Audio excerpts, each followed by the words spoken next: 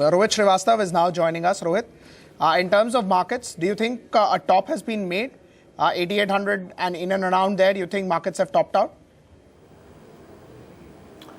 Well, very short term, I think 8,700 is going to be the next support that we are going to be watching. We've broken 8,780, which was the first level. So I think testing 8,700, which is another 50 points, is possible into tomorrow as we go into the policy.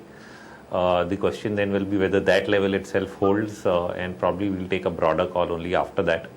On a still larger scale, this rally which we've seen almost into the second month since we made a bottom in early Jan, I'm looking at around 89.30 as the upside. I'm not really looking at a new high. So the question really is, are we going that far? We've come this far already. It's another 100-150 points from the highs. So I think that much push remains open as long as we've not really broken the 8,500 mark. But I think the immediate support is 8,700, so that's what we'll be watching over the next 2 days. And if that holds, then we'll probably anticipate a move to 89.30. If it breaks, then we'll try to question whether we're going to break 85 as well. What is your view on Bank Nifty? Bank Nifty also, I think, needs to see a bit of a pullback, maybe another 100 points from here. And then again, we look at support coming in at lower levels. I think at least the initial upside targets that we were looking for are almost met. We would have thought up to maybe 20,600 would have been possible. We came close. We missed it by a couple of 100 points, so which is not much. So the question remains, are we going to push that far a little bit more, or are we done here? I think we'll have to take that on the basis of levels actually beginning to break. We haven't really broken key supports. So in that sense, you can't really turn your bias to down yet. But we'll look for a pullback that I think will go into tomorrow's meet. Right. Any view on Tata Motors? It's now among the top losers on the Nifty pack. Well, I think I have been bearish on Tata Motors for pretty long time, and every time it bounces back in rallies, we look for a point to sell into. So we've actually built shorts into it yesterday. And today's sell-off has now brought it to the first support, which is the 40-day average. And if we close below that, then I think we would expect a further sell-off to continue from here. So I think that first support is close to around where it is right now, around 510 odd. So we're slightly below that, but we'll be watching the close till 330. If it closes below that, then I think we'll start anticipating that this is going to lose another 5 to 10% from here. Any view on Coal India? That's also down 4% today.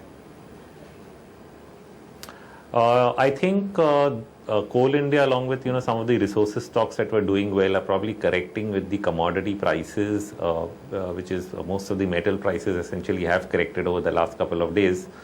And I think that is rubbing off on even the metal stocks. So I think basically the resources stocks are undergoing a correction. But in the resources space, I think I would still remain positive even against the market overall. We would look at pullbacks for the right entry points. So we're going to wait for a couple of days and see how far this correction goes, and then we'll probably look at an entry again. Rohit, interest into oil and gas sector has been very high. Anything that you can pick up in the oil space, whether it's a ONGC, any other name that you like? Well, the names that I've been tracking, I think, since 2014 has been the oil marketing companies, and with a preference towards HPCL. So that's the one that I've put out most of the time. But I think it's an entire sector move, because with some lag, you've seen BPCL and eventually Indian Oil also catch up. Indian Oil, I think IOC was the last one to really join that rally. But since you mentioned ONGC, that's not my preferred pick. Somehow I've not really liked that too much. The real gains have really come in the oil marketing companies, and so the focus remains over there.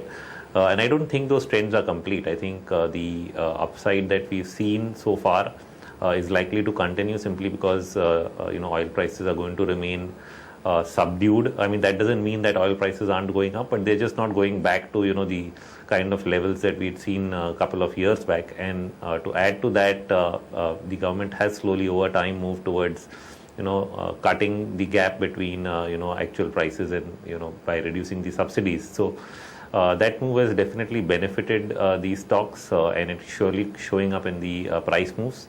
And the charts do not indicate any trend reversal for the sector, so the trend is simply likely to continue. Definitely there can be corrections from time to time, but I think the overall trend is likely to be up for the sector. Right. Any view on IGL? That's a stock which has done very well in the last few days and it's continuously going up if you track that name. No, I don't track it. Right. Let's talk about PSU banks. PNB declared numbers. Of course, initially when the numbers came out, there was a volatile move. But do you believe that PSU banks, the interest over there, seems to be on the higher side and they are slightly looking bullish versus what they were? From the short to medium term, yes. From the long term, I would still say no. I don't think they've made a long-term bottom. But what has happened is we are seeing a rally of interest. I think in that sector, which does not seem to be over. We did get a correction into December. That correction did not actually see the public sector banks make a new low compared to the low that they made a year back when we were at 6,800. So they actually made a higher bottom. I thought it would have gone lower, but it didn't. Some of them have held the 61% retracement mark that we watch, and they've rallied from there again starting this January. So I think this is a rally that is of slightly larger nature. It can retest the highs of 2016, but it's not a complete reversal in the long-term trend. When you look at a 5-year or 10-year time horizon, I think that has not changed. But you have developed a strong rally from what would have been an oversold condition, a lot of negative news for the sector. And that's actually causing a counter trend move upward. So I think there's still room left. It might not be completely over.